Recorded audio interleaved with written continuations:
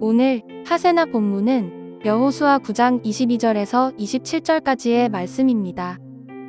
여호수아가 그들을 불러다가 말하였다. 당신들은 우리 가까이에 살면서 어찌하여 아주 멀리서 왔다고 말하여 우리를 속였소?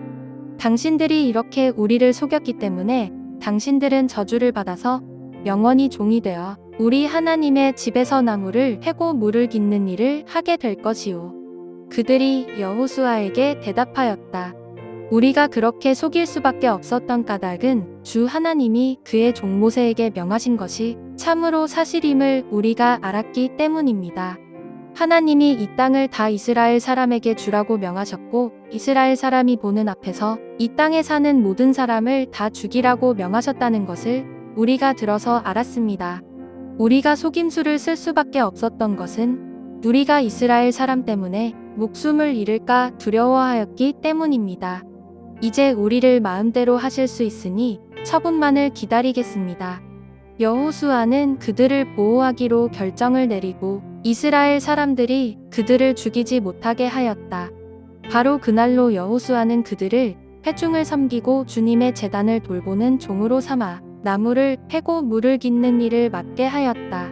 그들은 오늘까지 주님께서 택하신 곳에서 그 일을 하고 있다. 오늘도 하세나를 통해 하나님과 동행하시는 성도님들을 환영합니다. 말씀을 통해 하나님의 공의와 은혜를 함께 묵상하는 시간이 되기를 소망합니다.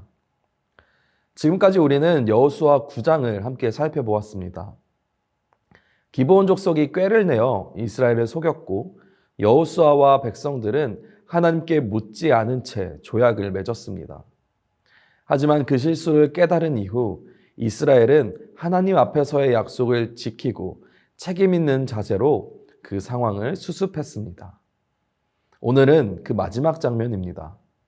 그 결정 이후 하나님께서 그 상황을 어떻게 인도하셨는지 그리고 그 안에서 드러나는 하나님의 공의와 계획을 함께 묵상하고자 합니다. 오늘 말씀을 보면 여호수아는 기브온 사람들을 불러 그들의 거짓을 책망합니다. 어찌하여 우리를 속였느냐?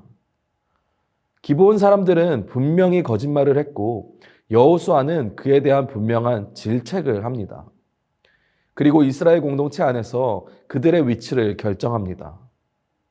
그들은 물 깃는 자와 나무 패는 자, 다시 말해 하나님의 집을 위한 종의 자리에 놓입니다. 이 결정은 단순한 징벌이 아닙니다. 하나님의 공의가 반영된 결과이면서 동시에 하나님 백성의 공동체 안에 들어와 섬기는 기회를 주신 은혜의 장면이기도 합니다. 하나님은 죄와 거짓에 대해 눈 감지 않으십니다. 기브온의 속임수는 분명 잘못이었고 그에 대한 책임은 분명히 따랐습니다. 그러나 하나님은 그들을 완전히 버리시지 않으셨습니다. 오늘 말씀은 하나님의 공의와 은혜, 이 두 가지가 함께 드러나는 장면입니다. 오늘 우리의 삶에도 하나님의 공의가 필요합니다.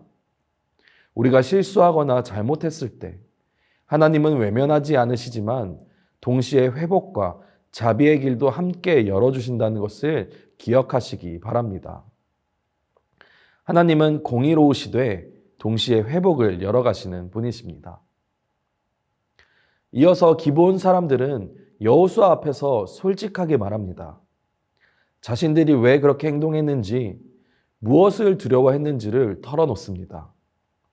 그리고 그들은 순종하며 이스라엘 공동체 안에서 주어진 역할을 감당합니다. 기브온 족속은 단지 살아남은 것에서 그치지 않았습니다. 그들은 하나님의 집 가까이에 거하며 하나님을 섬기는 일에 쓰임받는 자리가 된 것입니다. 이스라엘의 실수는 분명했습니다. 하나님께 묻지 않고 조약을 맺은 그 결정은 잘못된 선택이었습니다.